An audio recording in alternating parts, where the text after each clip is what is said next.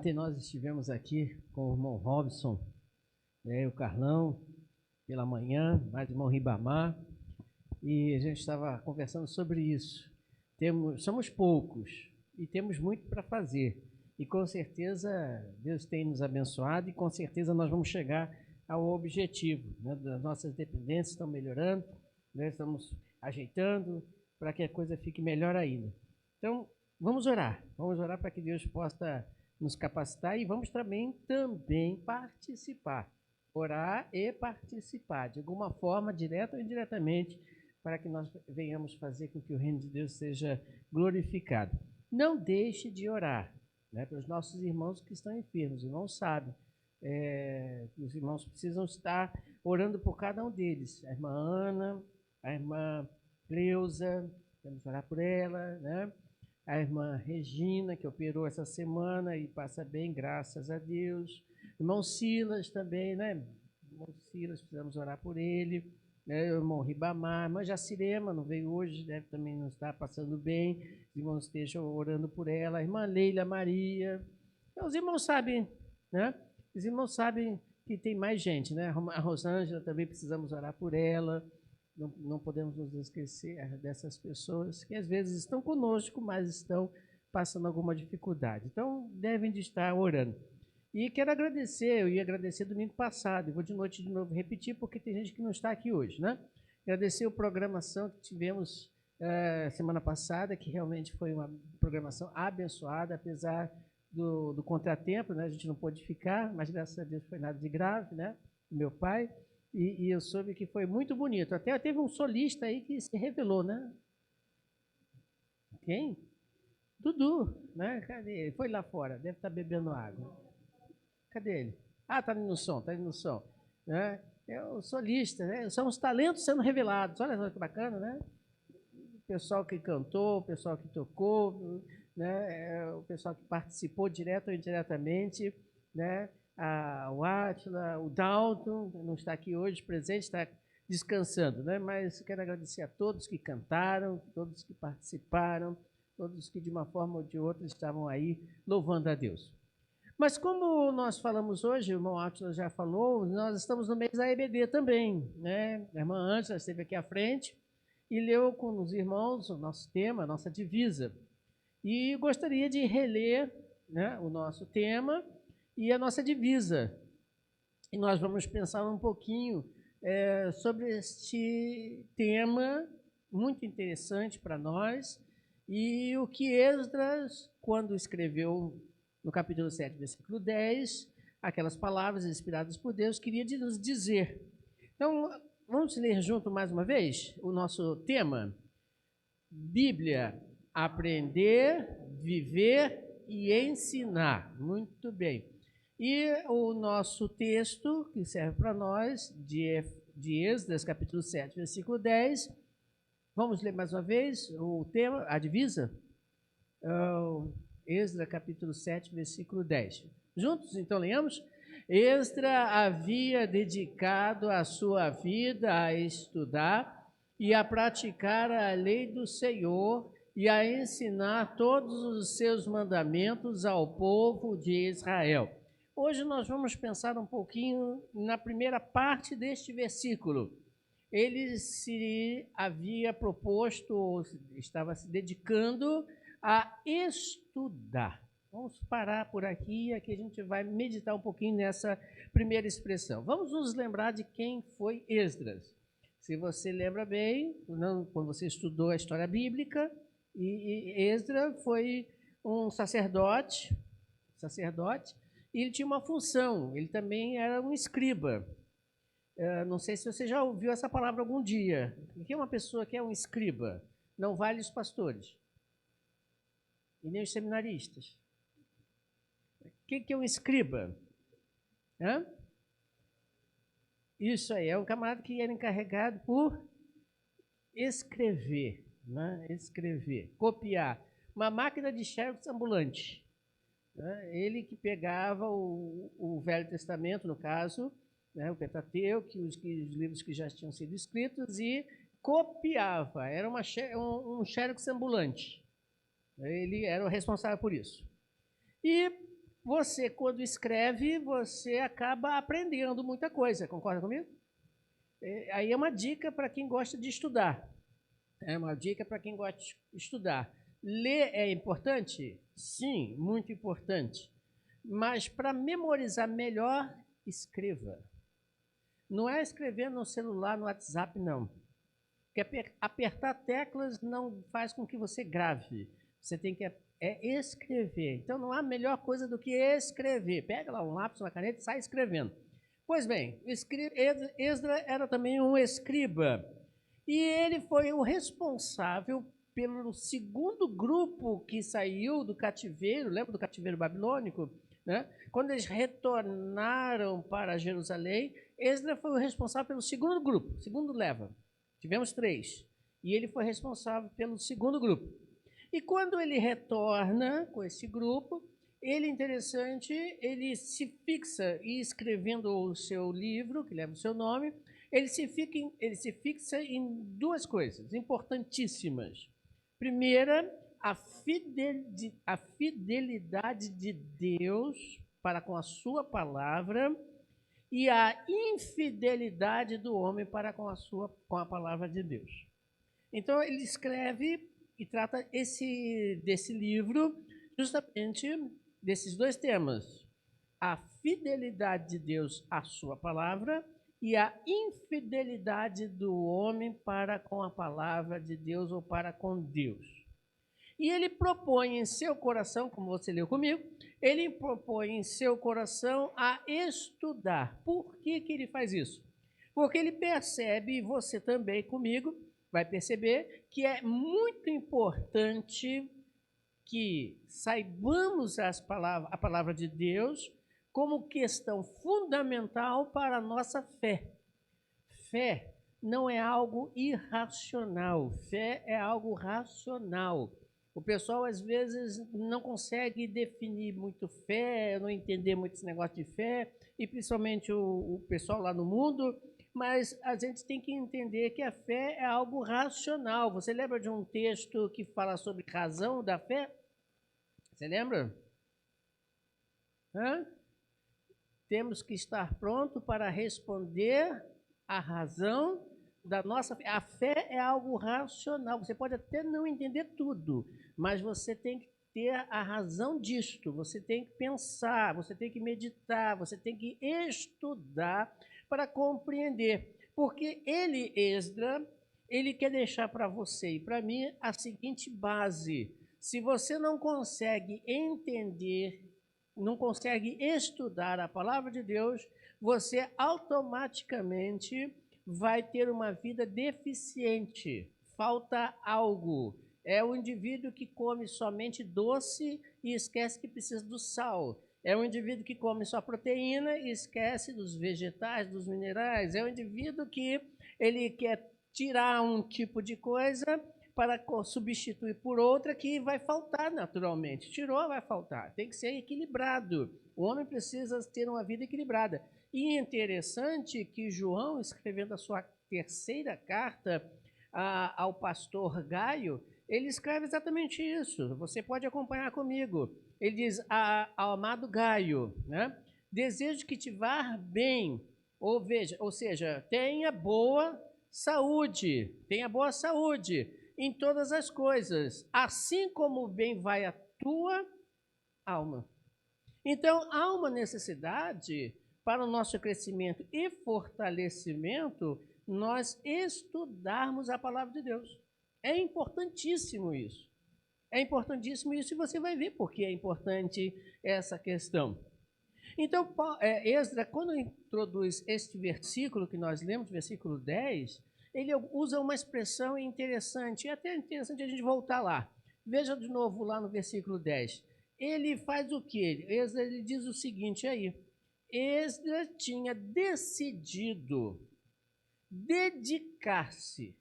Essa expressão aqui, decidido a dedicar-se, ela é muito importante entender o sentido destas palavras. Ou seja, Esdra, ele está colocando para você o seguinte: ele estabeleceu, entenda a palavra do hebraico, mais ou menos assim, ele estabeleceu em seu coração recordar, consultar, buscar, imprimir. Essa é a ideia da palavra estabeleceu em seu coração. Ele quer fixar de forma eterna a lei de Deus com segurança, com firmeza em seu coração. Não é somente, vou estudar um pouquinho aqui. Não é somente chegar assim, vou fazer uma leitura aqui. Né? Eu vou fazer aqui um negócio aqui rapidinho, espera um pouquinho aí me dá 5 minutos que eu vou ler a minha Bíblia antes de sair. Não é isso. Isso não é estudar. Já é alguma coisa, pelo menos, né? Pelo menos está lendo. Mas não é isso. É gastar tempo para fixar de forma definitiva, eterna, com segurança, buscar imprimir aquilo em seu coração. É buscar colocar dentro do seu coração de forma que você não seja um ignorante. A palavra ignorante quer dizer não tem o conhecimento. Falta ali saber de alguma coisa, ele desconhece algo. Então, nós precisamos fazer com que a palavra de Deus se fixe em nossos corações, de forma que você tenha saúde espiritual, como também saúde física, porque uma coisa puxa a outra. Uma coisa puxa a outra. Tem muitas pessoas com problemas físicos devido a problemas de saúde espiritual. Sabia dessa? Saúde física debilitada porque existe um problema de saúde espiritual. Não é nem pecado, eu não estou entrando nessa área. Não é nem pecado, não estou entrando nessa área. Mas ele está debilitado na questão saúde espiritual. E Esdras, ele se preocupa com isso. Por isso ele diz, eu decidi, eu escolhi vir fixar as leis de Deus em meu coração, na minha vida, no meu racional, para que eu possa então ter uma vida sadia diante de Deus e diante dos homens. Como é que é isso? Como é que eu faço então para que isso aconteça na minha vida? Então observe aqui. 3 coisas eu destaco aqui para que você e eu venhamos a entender o que é isso que Esdras está dizendo. Primeiro, crie o hábito de estudar a palavra de Deus. Parece uma coisa redundante, não estou falando de estudar. Crie o hábito de estudar a palavra de Deus. Acompanhe comigo Josué, capítulo 1, versículo 8, nós já lemos. Só a primeira parte. E depois Salmo número 1, versículo 2, também só a primeira parte.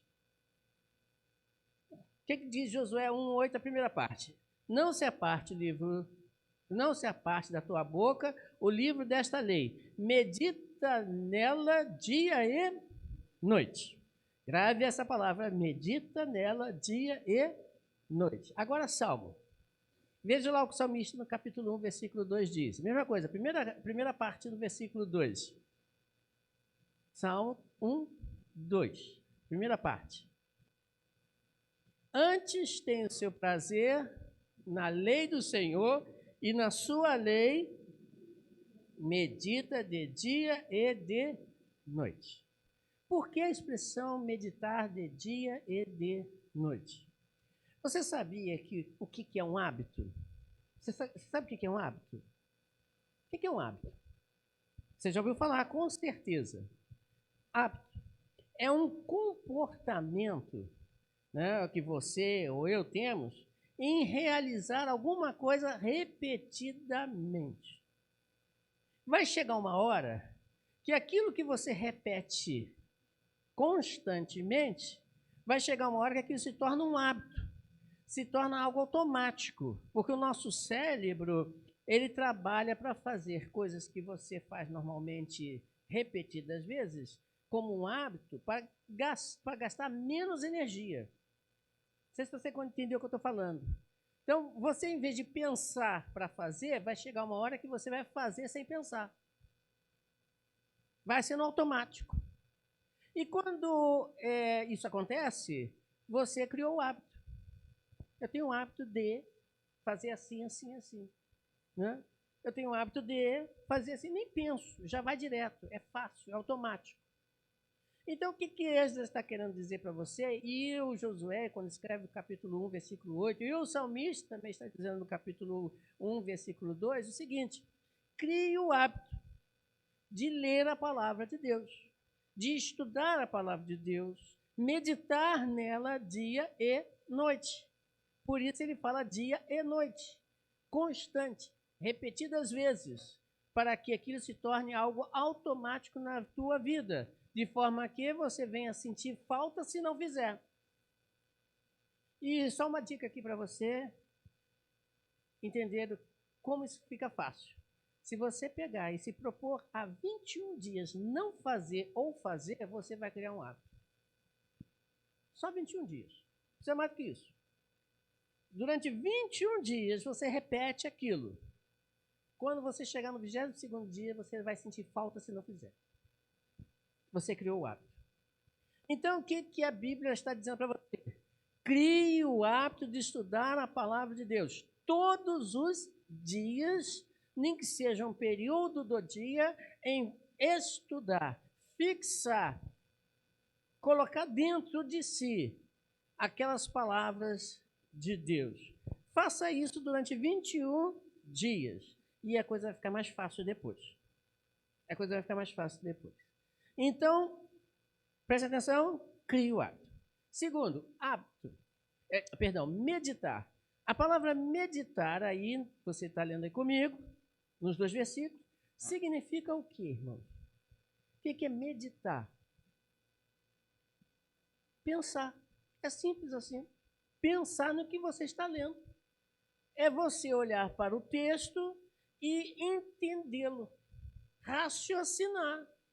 Tem pessoas que pegam o texto bíblico e lê e depois que saiu dali não sabe o que aconteceu. Não sabe nem o que leu. Né? Diga-se de passagem, hoje a nossa educação secular está muito desse pé. Né? Você pega um estudante do 2º grau, já terminando o 2º grau, preste a fazer o vestibular, né? Fazer a prova do Enem, dá um texto para ele de 5 linhas para ele ler, ele vai ler e você pergunta, o que você entendeu daí? Ele vai dizer para você, não entendi nada. Por quê? Porque ele não leu pensando, ele leu por ler. E muitas das vezes nós, como crentes em Cristo, filhos de Deus, somos infiéis para com Deus porque lemos sem ler, sem pensar, sem atentar para as Escrituras, sem meditar. Então não é ler por ler, se bem que quem já está lendo já começa uma grande coisa, né? Mas leia pensando, raciocinando todos os dias. Daí a expressão medita nela dia e noite. Noite você está dormindo, eu sei. Mas a ideia não é ler direto todo dia e toda noite se você não dorme, nem faz mais nada, só ler. Não é isso não. É você meditar constantemente, estudar. É meditar entendendo o que você está lendo, buscando tirar dali lições para a sua vida. Tem coisas que você não vai entender realmente não. Tem coisas que eu leio na Bíblia até hoje e não entendo. Eu já citei uma vez para os irmãos, e vou repetir porque tem gente aqui que não ouviu isso uma vez. Eu estava em Rio das Ostras, né? Cabo Frio, perdão. Eu estava em Cabo Frio, né? Sozinho. É uma época que eu estava trabalhando lá, levando balas de remédios para a farmácia, né? E passando ali, chegando lá perto de Cabo Frio, escutando estudos que eu gostava de escutar, e negócio, né? Quando eu estou sozinho no carro na estrada, estudando alguns textos, né? Botava lá os textos para tocar, e explicações, estudos e tal. E teve uma hora que eu falei assim, Senhor, eu não estou conseguindo entender esse texto. Sobre isso, eu não entendo isso. Como é que isso é? Eu não consigo entender. Estava dirigindo e falando sozinho dentro do carro, né? Não tinha ninguém comigo. E de repente eu escutei como se alguém falando comigo. É assim, assim, assim, assim. Ai, mesmo, agora que eu entendi. Não foi o cara do som, não, tá? Foi quem? Falando ao meu coração, dizendo o que era da palavra. Mas por que isso aconteceu? Porque eu sou melhor do que todo mundo e Deus fala para mim, não fala para você? É assim que funciona? Não. Por quê? Porque eu propus em meu coração meditar, estudar, a fixar a palavra de Deus na minha vida. Aí Deus fala. Percebeu? É simples assim. Segunda coisa importante, você precisa e tem que raciocinar querendo aprender, mas tem um detalhe aí. E isso vai nos ajudar a entender esse detalhe no Salmo 119, versículo 33, versículo 33 e 34. Aliás. Salmo 119, versículo 33 e 34. Você precisa raciocinar e aprender, mas tem um detalhe importantíssimo aí. Veja aqui o que o salmista diz. Ensina-me, ó Senhor, o caminho dos teus estatutos, e guardá-lo-eis até o fim. Dá-me entendimento, e guardarei a tua lei, e observá-lo-ei de todo o meu coração. O que você vê aí? Duas coisas importantes que o salmista está falando. O que você consegue enxergar aí? Duas coisas importantes. Eu quero aprender, eu quero raciocinar. Duas coisas importantíssimas aí. Guardar, tudo bem? E observar, né? Os irmãos, não é raro, não. Não é raro, não. Mas veja aqui uma coisa mais importante ainda. Para eu guardar e observar, eu preciso de algo antes. A primeira proposta, ensine-me. Ou seja, ensina-me. Disposição em querer aprender e captar. E essa disposição tem que vir de dentro do seu coração mesmo, tá? Tem que vir lá dentro do seu coração. O querer aprender. Mas o querer aprender de quem? Do Senhor. Não é de qualquer um. Daqui a pouco eu vou falar mais um pouquinho sobre isso. Procurar aprender de Deus. Procurar aprender do Senhor. Procurar interiorizar o que Deus tem para lhe dizer. Procurar entender, porque é isso que ele vai falar depois, aguardar as leis de Deus. Não é somente não fazer por fazer ou fazer por fazer. Não. É não fazer por fazer, mas por quê? Qual a razão disso? Procurar entender. É certo, e repito, que nem tudo a gente vai entender. Eu volto ao exemplo de Jó. Acho que eu citei, foi quarta-feira aqui o exemplo de Jó. Jó entendeu o que aconteceu com ele? O que você acha? Não entendeu. Ele passou por toda aquela tribulação, por toda aquela angústia, por todo aquele momento difícil em que perdeu tudo, que tinha inclusive a sua saúde.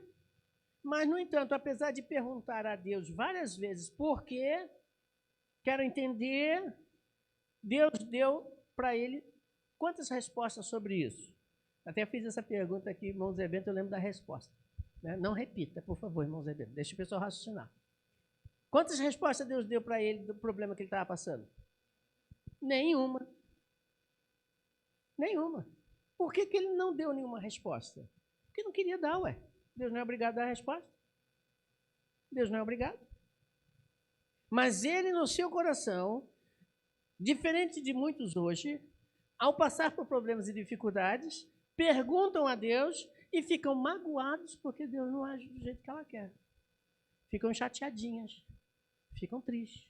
Não estou dizendo que você vai ficar alegre, sorridente quando passa por tribulação, não, porque a coisa é ruim realmente, né? Tanto que Jó pediu para, Senhor, acaba logo com a minha vida que é melhor. O negócio aqui está tão difícil, melhor até não ter nascido. Por que eu não morri antes de nascer, né? É até melhor. Realmente, tribulação ninguém gosta, dores ninguém quer passar, mas é fato que vamos passar. Isso é natural da vida. Mas as respostas de Deus têm que ser desejadas em buscar entender e compreender do Senhor, mesmo que Ele diga nada. Mesmo que Ele não diga nada. E você entende que aquele nada de Deus é a resposta. É o tudo. E você vai dali sair satisfeito. Vai sair dali realizado. Porque você aprendeu. Aprendeu o quê? Que Deus é superior, faz o que quer, e tudo que Ele faz é para o nosso bem. O que aconteceu com Jó depois que tudo aquilo passou? Ficou bem. ficou tudo bem. Não como ele gostaria. Deus deu a ele tudo em dobro. Vou fazer um parênteses aqui. Os filhos que ele perdeu, ele esqueceu? Apesar de Deus ter dado os novos filhos para ele? Com certeza no coração dele a tristeza ainda talvez existisse pela perda dos filhos. Quem já perdeu o filho sabe como é que funciona o negócio. Né? Mas veja, foi para o próprio bem de Jó. A gente não entende muita coisa não e não precisa ficar perguntando muito não. Né? Agora, pense aqui comigo. Como é que é isso? Vamos um pouquinho mais fundo. Como é que é isso? Quantas fontes você tem para aprender? Quantas fontes? Você quer aprender de Deus? Ótimo. Você vai beber então dessa água aonde? Na palavra de Deus, nas Escrituras. Paulo, referindo-se às Escrituras, e o texto você conhece perfeitamente, está em 2 Timóteo 3, 16 e 17, ele se referindo ao Velho Testamento, que o Novo ainda não estava escrito, né? O Novo Testamento ainda não tinha sido escrito, ele diz o seguinte: toda a Escritura é o quê? É divinamente inspirada, não é parte da Escritura, não alguma coisa da Escritura. Não, toda ela é divinamente inspirada, ou seja, não veio de inspirações humanas ou algum delírio humano, alguma visão humana, mas não, vem de Deus. E proveitosa para ensinar, repreender, corrigir, instruir em justiça, para que o homem de Deus seja o quê? Perfeito e perfeitamente instruído para toda boa obra. A fonte que você vai beber é a palavra de Deus. É lá. As Escrituras. Paulo está se referindo ao Velho Testamento.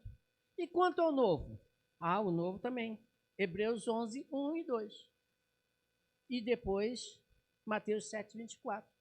Veja lá o que o autor aos Hebreus diz, referindo-se ao Novo Testamento. É Timóteo. Hebreus 11, né? Hebreus 1, Hebreus 1, 1 e 2. O que é que diz lá?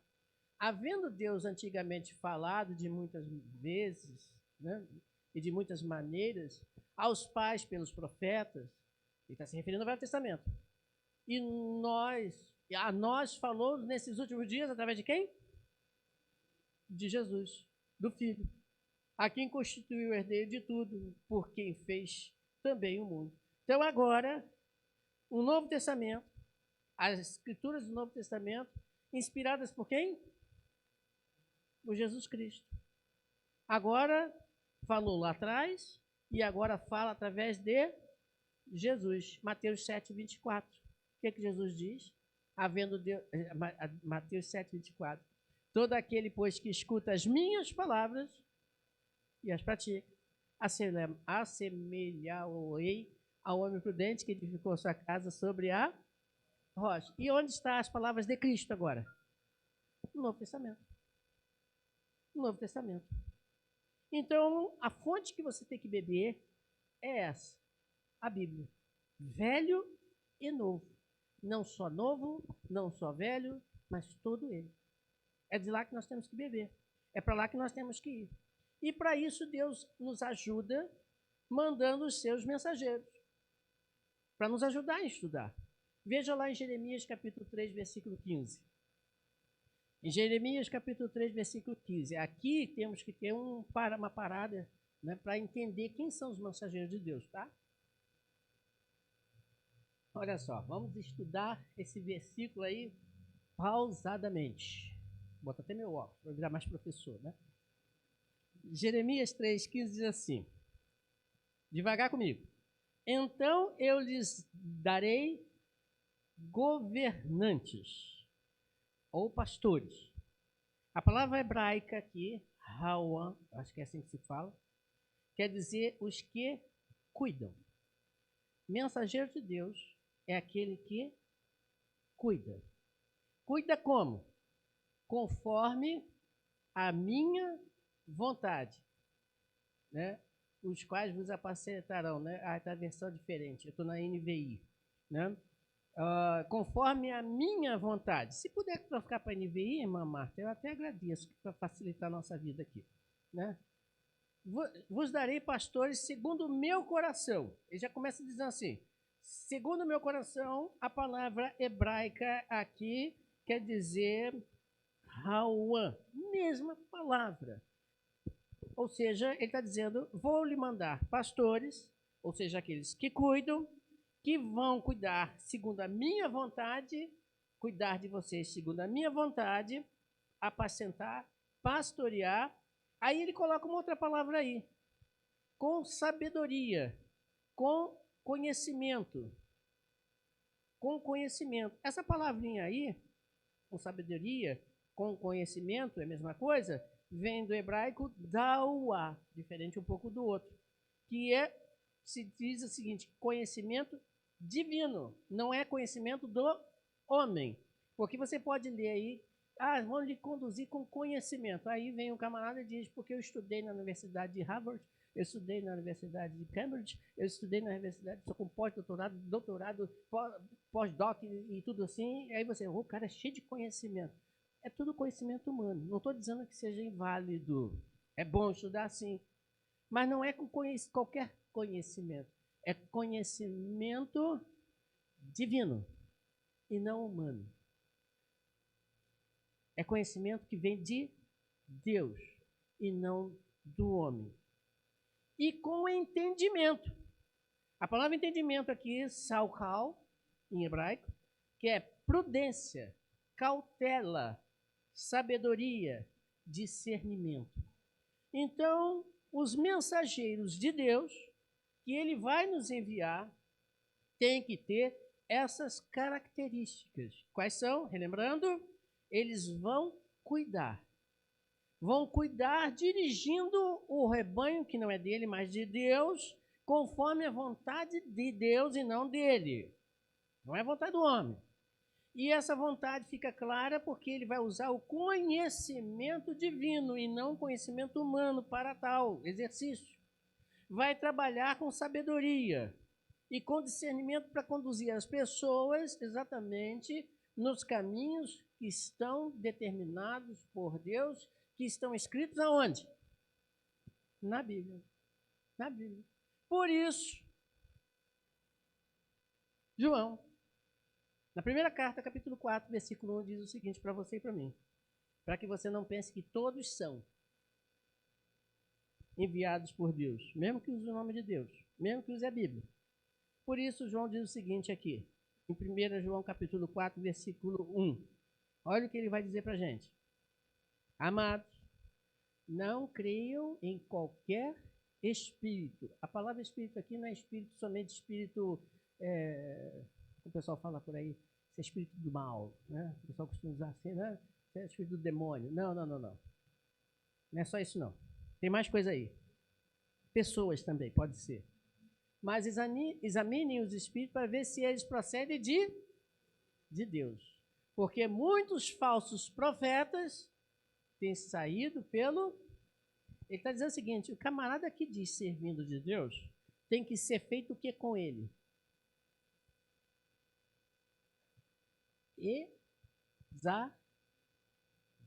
Examinar. Você sabe qual é a palavra grega usada por Paulo para examinar? Provar. Aplique um teste. Ou aplicar um teste. Examinar. Verificar com atenção. Como é que você pode examinar alguém se você não conhece a matéria? Como é que você pode dar um teste se você não consegue ou não entende sobre o assunto que você está falando?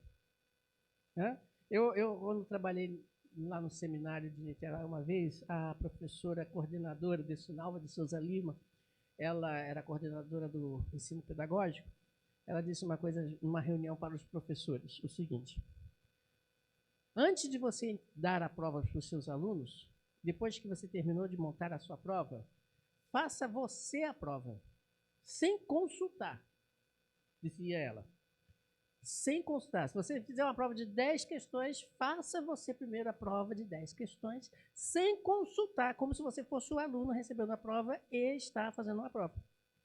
Se você não conseguir respondê-la, alguma dessas questões, sem consultar, se você não conseguir, é porque você não sabe a matéria. Se você não sabe a matéria, você não pode dar essa questão para o aluno. Olha que coisa interessante. Se você levou 15 minutos para fazer a prova, respondeu tudo bonitinho, saiba que o teu aluno vai levar 45 minutos. Porque você sabe e ele não sabe ainda. Não domina bem a matéria. Em outras palavras, para ensinar tem que saber, tem que conhecer. Então, como é que eu posso examinar, dar a prova, colocar a pessoa em teste, se eu não conheço a matéria? E como é que eu vou conhecer a matéria, irmãos? Estudando. Estudando o quê? Parece que eu estou dando voltas, né? Mas é isso mesmo. É estudar na Bíblia. É meditar na Bíblia. É chegar o camarada e dizer assim, porque vocês... Peraí, mas não está escrito isso na Bíblia. Me mostra. Cadê? Cadê o versículo? Cadê a base? Cadê o fundamento? Onde está isso? Não, porque Deus me revelou. Cuidado com esse negócio que Deus me revelou. Porque Satanás também revela muita coisa para promoção de gente.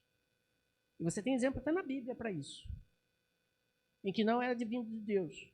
Então, irmãos, como Paulo diz, Hebreus capítulo 11, versículo 3, Hebreus 13, vocês veem como Hebreus 11 hoje, Hebreus 13, versículo 17, Paulo conclui dizendo o seguinte, o autor aos Hebreus, né, ele conclui dizendo assim, obedeçam a quem? Os seus líderes, os seus pastores, também pode ser trocado dessa forma, e sejam submissos a eles, pois cuidam de vocês como quem deve prestar contas. Obedeçam-os para que eles cuidem de vocês com alegria, não com descontentamento. Caso contrário, isso não será proveitoso para vocês. O que é obedecer? O que é obedecer?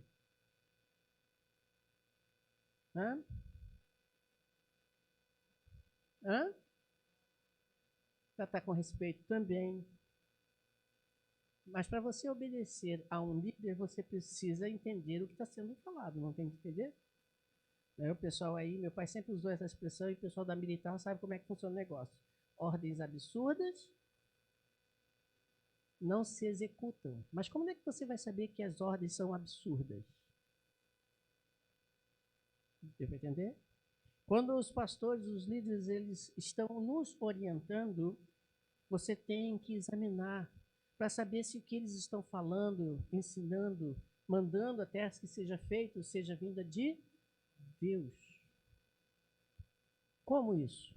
Conhecendo as Escrituras. Por isso, Esdras falou o que falou no início. Eu propus no meu coração, ou seja, eu quero, não vou abrir mão disso, fixar no meu raciocínio, no meu coração, as sagradas leis de Deus, para que eu possa ser fiel a ela e a Deus consequentemente.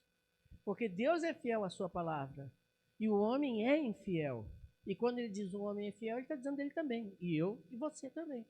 Então proponhamos isso em nossos corações, a ser fiel à palavra de Deus, não ao que o homem diz, mas fiel ao que Deus diz. E atentando com diligência para tudo que eles fazem, para que possamos todos nós ser bem-sucedidos. Porque se o pastor orienta e a ovelha não faz, ele vai prestar conta daquela ovelha? Não. Mas se o pastor não faz, não fala, e a ovelha cai, ele vai prestar conta. Sim? Deu para entender? Raciocínio?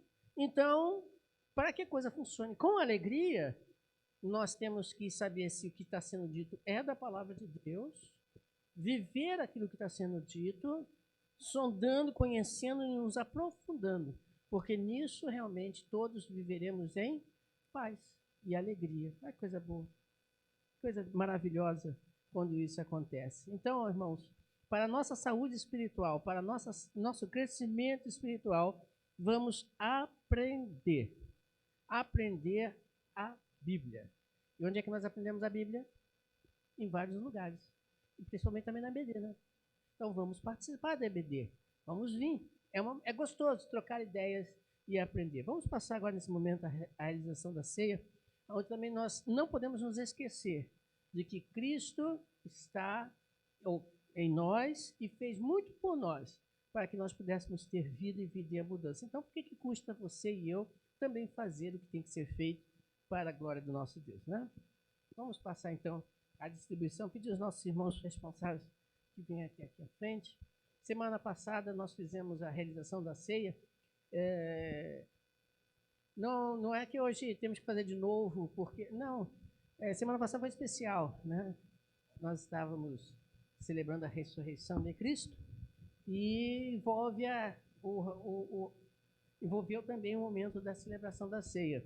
Foi um especial. E diga-se de passagem, a ceia nos tempos de Cristo, da igreja primitiva, era realizada todas as vezes que eles se encontravam. Então, a gente ainda está devendo, se quiser uma vez só por mês, né? Era todos os dias que eles se encontravam, né? Tinha que ser com prudência. Então, por quê? Porque isso é importante para nós. Jesus Cristo deixou isso bem claro. Fazei todas as vezes em memória dele, para que nós nos lembrássemos do que ele fez por nós, do sacrifício na cruz que ele fez por mim, por você. Então, precisamos estar sempre lembrando, porque nossa mente é curta, né? O pessoal fala brincando que a gente come às vezes muito queijo, e às vezes é mesmo, né? Você esquece com facilidade de todo o sacrifício que Cristo fez por nós na cruz. Então, quando estivermos distribuindo esses elementos, vamos agradecer a Deus pelo sacrifício que ele fez em mandar Jesus Cristo morrer na cruz do Calvário. Entenda isso, para realmente você viver o que Cristo quer que você viva. Então, enquanto estivermos distribuindo, né, vamos estar cantando, né? O hino 123 do nosso cantor cristão.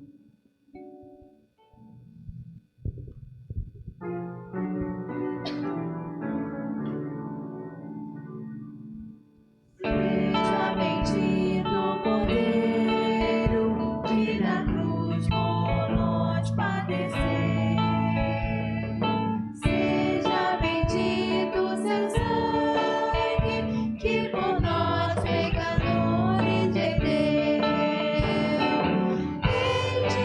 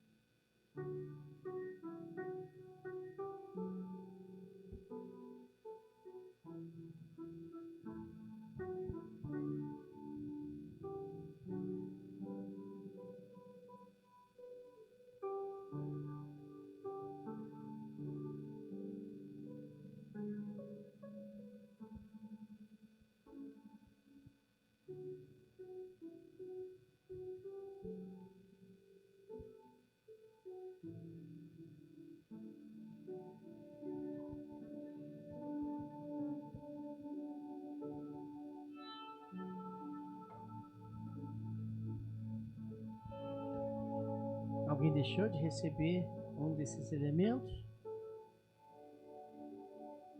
Como o próprio Jesus Cristo disse, antes de ser levado preso, ele disse que esses elementos representam o seu corpo. Nos faz lembrar, vamos dizer assim, do corpo de Cristo na cruz do Calvário. Não é o corpo dele, não vai se transformar no corpo dele, não vai proferir nenhuma bênção especial em comê-lo ou deixar de comer, mas vai fazer com que você lembre do sacrifício de Cristo por você na cruz do Calvário, em que o seu corpo, representado pelo pão, foi moído pelas nossas transgressões, foi pendurado, sofrido, porque ele te amou e a me amou também, né? E por isso ele deu como ovelha muda, levada ao matadouro, foi ele que entregou a si a sua vida. E da mesma forma, o fruto da vide, né, o suco de uva, lembra-nos o seu sangue, que purifica o homem do seu pecado, de todo o seu pecado. Então, aquele que bebe espiritualmente deste sangue, né, tem seus pecados perdoados. E isso nós fizemos um dia, quando nós entregamos as nossas vidas a Deus. E para que nós não venhássemos a esquecer de que somente pelo sangue de Cristo na cruz do Calvário, você teve a entrada nos céus, não podemos nos esquecer disso. Porque lá no céu, para entrar, realmente só purificado, vestes brancas. E essas vestes brancas, espiritualmente falando, é exatamente lavada pelo sangue dele. Então, vamos agradecer a Deus quando nós estivermos comendo o primeiro elemento e depois o segundo elemento.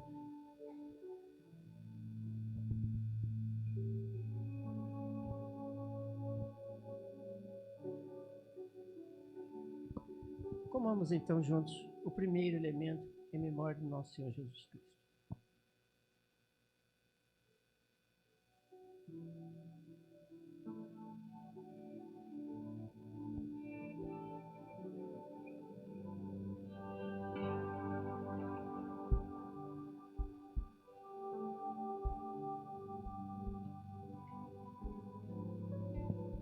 Bebamos então agora juntos o segundo elemento que nos lembra o sangue de Cristo.